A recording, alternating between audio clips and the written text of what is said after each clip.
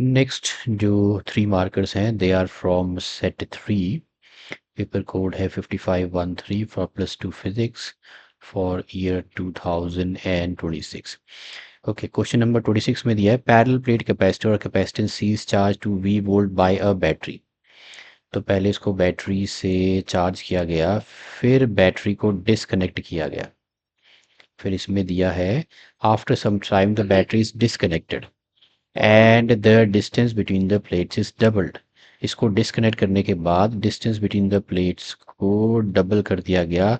Slab of dielectric constant K1.A is then introduced. इसको double कर दिया गया डिस्कनेक्ट करने के बाद, distance between the plates is doubled, और इसके बीच में इंट्रोड्यूस कर दिया dielectric of constant K is equal to 1.8। 1.8 dielectric constant का एक डाइलेक्ट्रिक स्टैब इंट्रोड्यूस किया गया to completely fill the space between the plates. How will the following be affected? Capacitance. तो जब इसको डिस्कनेक्ट किया गया there was no path for the charge to go. तो इसका मतलब चार्ज जो है यहाँ पे सेम रहेगा, और आपको फाइंड आउट करनी है न्यू कैपेसिटेंस। तो इनिशियल कैपेसिटेंस जो है for the air field capacitor वो रहती है epsilon not A by D। charge is equal to q is equal to c by v. Electric field is given by potential per unit distance of separation between the plates. अब यहाँ अगर आप इसकी value डाल लो तो this can also be written as q upon epsilon nought into a. This is the electric field को आप ऐसे भी ले सकते हो। ओके, इलेक्ट्रिक फील्ड आ गई। Energy stored in the capacitor given by Q square upon 2c, ये बेसिक आपको पता होना चाहिए। Let's move on to part A. Capacitance of the capacitor आपको निकालना है। डिस्टेंस डबल कर दी गई है डाइलेक्ट्रिक कांस्टेंट के, तो न्यू कैपेसिटेंस हो जाएगी केट। अगर देखो dielectric constant of dielectric slab of dielectric constant के इंट्रोड्यूस किया है, तो आपने पुरानी कैपेसिटेंस देखो, नई पुरानी कैपेसिटेंस रहती है epsilon not A into D. जब डाइलेक्ट्रिक कांस्टेंट के इंट्रोड्यूस किया है तो के से इसको मल्टीप्लाई कर देना है, और नई डिस्टेंस आपने यहाँ डाल देनी, तो आपको नई कैपेसिटेंस मिल जाएगी। फॉर्मूला डाल दिया मैंने, डी की जगह आ गया 2D, 2 को बाहर ले लिया। This is the original capacitance C.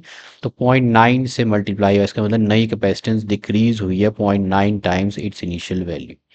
Okay, next है पार्ट बी में आपको फाइंड आउट करना है। पार्ट बी में we have to find the electric field between the plates के लिए।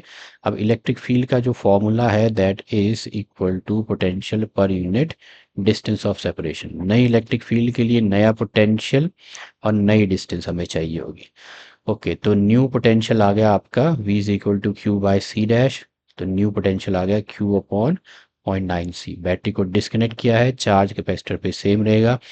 नई electric field between the plates of the capacitor will be V dash by D dash. V dash डाल दिया, distance double कर दी गई है, ये आ गया मल्टीप्लाई हो जाएगा और जाके 1/2D 1 अपॉन 1.8।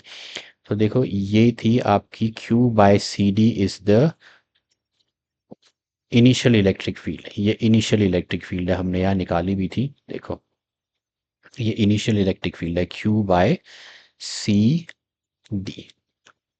अगर मैं इसमें V की वैल्यू डाल दूँ, this is the initial electric field. तो Q by C D is the initial electric field. तो न्यू इलेक्ट्रिक फील्ड भी देखो यहाँ डिक्रीज हुई है। New electric field it decreases क्योंकि 1.8 से डिवाइड हुआ है, यहाँ पे वैल्यू थोड़ी 1 से बड़ी है। यहाँ 0.9 से मल्टीप्लाई हुआ था, तो 0.9 से मल्टीप्लाई हुएगा तो पॉइंट लग जाएगा वैल्यू में। तो ये भी डिक्रीज हुई है, नई कैपेसिटेंस भी डिक्रीज हुई है, इलेक्ट्रिक फील्ड भी डिक्रीज हुई है।